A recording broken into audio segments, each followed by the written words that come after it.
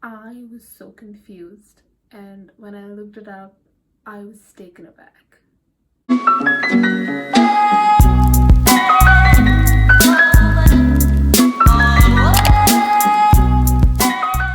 Hello everyone, I am Harshita and I'm a sophomore studying at the University of British Columbia's Okanagan campus. Here are 3 things I wish I knew before I started studying at UBC. The first thing I wish I knew before I applied to UBC is the fact that it has 2 campuses. I applied to UBC very last minute, very close to the deadline, and I didn't take my application very seriously. Studying in Canada was a backup option for me, so I just handed in my application. Didn't pay much attention to the details, because when I received my admission letter, it stated that I had been admitted to UBC's Okanagan campus. I was confused, and I looked the word Okanagan up and came to realize that there's this huge campus that I did not know existed. At that point, I was seriously considering studying in Canada. It had become my first choice and was no longer a backup option. That is why I was so sad that I didn't take my application seriously and I didn't look all the details up. Long story short, I love this campus and everything worked out for me.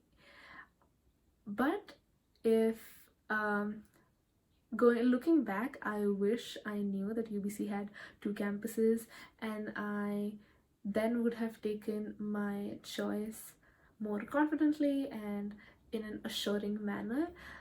That would have saved me a lot of hue and cry and a lot of chaos and confusion in the end, which I ultimately experienced. The second thing I wish I knew was how much it was going to cost me.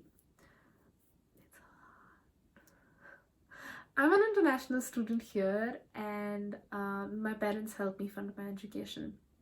When we were planning my time at UBC, we split expenses mainly into 3. We divided the expenses mainly into 3 things: the tuition, the rent, food, and we kept some money aside for miscellaneous spending. But that wasn't enough.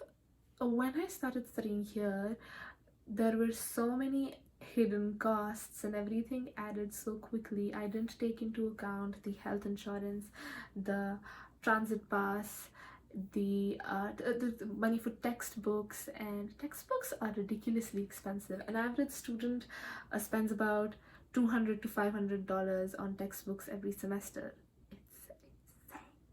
We didn't keep enough money aside for these extra costs, and we had to re-budget and take some money out of our savings. In the end, it all worked out, and I'm very grateful for that. But in that process, I realized that financial stress is the worst kind of stress you can go through. It's worse than any midterm or any final or any other thing that's school related. So it's always a good idea to understand how much your undergraduate degree is going to cost you, and I know UBC has a tool for that.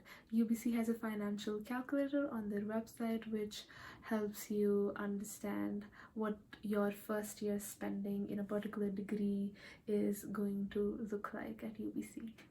So if you're planning on applying to UBC or studying at UBC, I'd recommend you to check that tool out. Lastly, I wish I had more confidence in the process and in myself.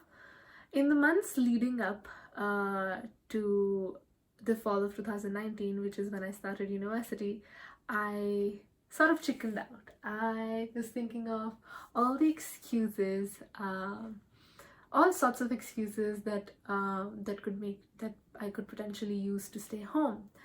I talked to my parents and I told them, hey, listen, I can take care of you and we can all save so much money.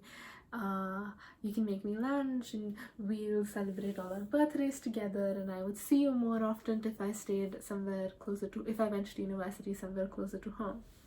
My parents and my friends had to shake me up and remind me why I wanted to study abroad in the first place. I had put in so much time and effort throughout my high school uh, to be able to get into universities abroad. So I did finally, with the encouragement of my parents and friends, I did finally take that leap of faith, and honestly, that has been the best decision of my life.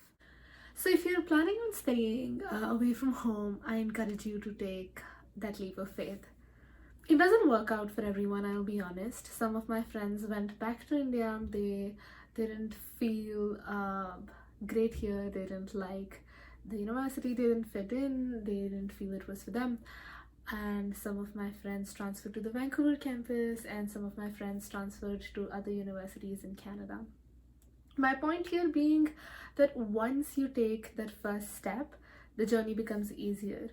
You know what you like, you know what you don't like, and it becomes easier to figure out.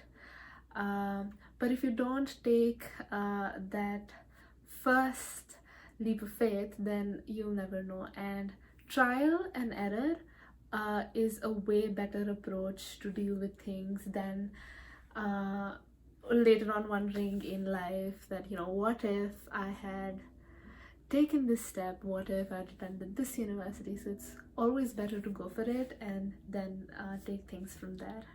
Let me know if you have questions about studying at UBC, studying in Canada, or studying abroad in general. I'll be happy to answer any questions that I can. Until then, see you next time.